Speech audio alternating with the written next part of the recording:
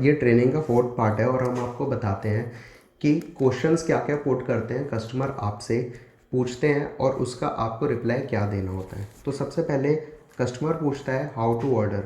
तो how to order का तो यही है कि आपको उसमें लिखना है, या तो आप उस फोटो को, जो भी इमेज हो, जो भी प्रोडक्ट्स वो देख रहे हैं, आपको व्हाट्सएप करें या फिर आपको डायरेक्ट मैसेज करें इंस्टाग्राम पे ही, ठीक है।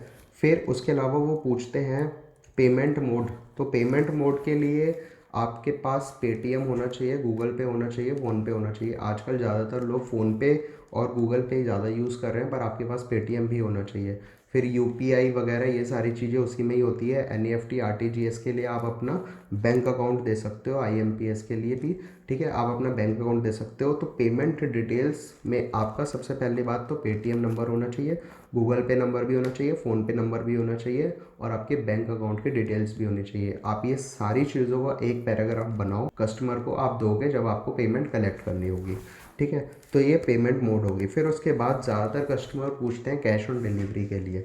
तो वैसे देखा जाए तो कैश ऑन डिलीवरी बहुत सारे लोग नहीं देते हैं। मींस कैश ऑन डिलीवरी एक बहुत ही लेंदी प्रोसेस है, क्योंकि इसमें अगर कस्टमर रिजेक्ट करता है पार्सल को तो फिर उसको वापस आने में बहुत टाइम लग जाता है। और क्योंकि ये फेस्टिव सीज़न है तो इसमें तो वैसी ओवरलोडिंग चल रही होती है, हमारे पैकेजेस 2-2 3-3 महीने में वापस आते हैं। तो अभी के लिए हम अवॉइड कर रहे हैं कैश ऑन डिलीवरी, पर फिर भी कैश ऑन डिलीवरी अगर कोई मांगता है तो उसके लिए हमारे टर्म्स एंड कंडीशन क्या है कि कैश ऑन डिलीवरी हम करते हैं, पर लेकिन उसमें हम 200 rupees cash on delivery charges को हम एक्स्ट्रा लेते हैं और वो हम प्री पेमेंट में लेते हैं। मीन्स आप पहले पेटीएम कर दो या जो भी कर दो, 200 रुपीज़ एक्स्ट्रा होंगे और पहले होंगे। उसके अलावा जो भी अमाउंट होगा वो बाद में होगा।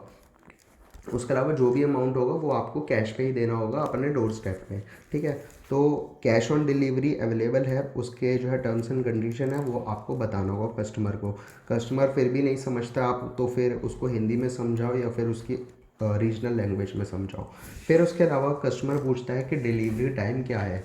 तो डिलीवरी टाइम बता दें कि डिलीवरी टाइम स्टार्ट होता है जब शिपिंग हो जाती है प्रोडक्ट की।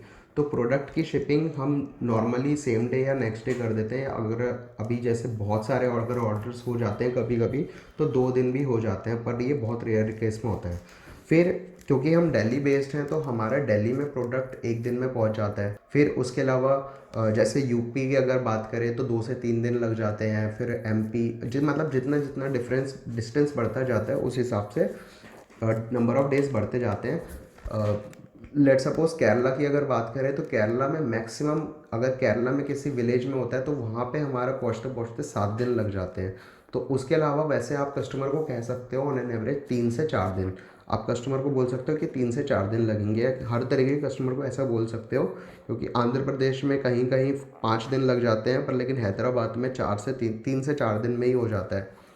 बेंगलोर में 5 दिन लग जाते हैं और नॉर्थ ईस्ट के जो डिस्ट्रिक्ट्स हैं जैसे आंध्र प्रदेश, मिज़ोरम वगैरह, वहाँ पे थोड़ा और ज़्यादा डिले हो जाता है। मतलब वहाँ पे भी 7 दिन के अराउंड लग जाते हैं। तो कस्टमर ये पूछता है what is the delivery time, तो आपको उसको नॉर्मली बताना है 3 से 4 दिन। पर लेकिन अगर आपको पता है कि हाँ वो दिल्ली में ही है तो आप उसको एक दिन बोल सकते हो, ठीक है। गुजरात में 3 दिन में हो जाता है। फिर उसके अलावा कस्टमर पूछता है how can we trust you. तो इसमें आप क्या है कि आपको पहली बात तो अपना पेज ऐसे बिल्ड करना कि कस्टमर ये चीज़ आपसे पूछे ही ना, कि उसको आपकी रिलायबिलिटी पे डाउट ही ना हो, ठीक है। तो हम क्या करते हैं, अगर कोई कस्टमर हमसे पूछता है how can we trust you, तो हम उसको रिव्यूज़ देते हैं। तो हमारे पास रिव्यू, जितने भी हमारे कस्टमर के रिव्यूज़ जो हम लेते हैं कस्टमर से, तो उसका पूरा एक डाटाबेस मेंटेन कर रखा है हमने और उसका पूरा लिंक उठा के हम कस्टमर को दे देते हैं। कस्टमर उसको देखता है, सेटिस्फाइड होता है तो हमारे पास ऑर्डर करता है। फिर भी जैसे आप लोग क्या कर सकते हो कि कस्टमर को बोल सकते हो कि आप बड़ा ऑर्डर मत करो, स्टार्टिंग में बहुत छोटा सा ऑर्डर करो, 100 रुपये का, 150 रुपये का, इतना छोटा ही ऑर्डर करो। अगर आप सेटिस्फाई हो तभी आप बिग अमाउंट पे जाओ, ठीक है। तो आप लोग भी जब कभी किसी ऑनलाइन पेज से बाय करते हो तो हमेशा उसकी रिलायबिलिटी चेक करने के लिए स्मॉल ऑर्डर्स को ही दिया करो। दूसरी बात ये है कि जब भी आप उसके ग्रुप में या फिर उसके पेज को देखते हो तो आप उसकी फ्रीक्वेंसी को देखा करो कि आपको कितनी तेज़ी से रिप्लाई कर रहा है कि नहीं कर रहा है ना। अगर वो आपको रिप्लाई ढंग से नहीं करेगा तो फिर आपको ऑर्डर क्या खास मतलब कैसे डिस्पैच करेगा जल्दी, और फिर बाद में आपको कैसे डील करेगा, ठीक है।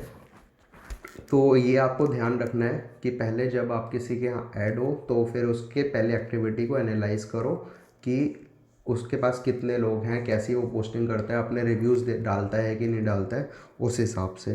ठीक है, तो यहाँ पे ये बात हो गई ट्रस्ट की। फिर उसके अलावा कस्टमर पूछता है कि कौन से कोरियर से आप शिप करते हो।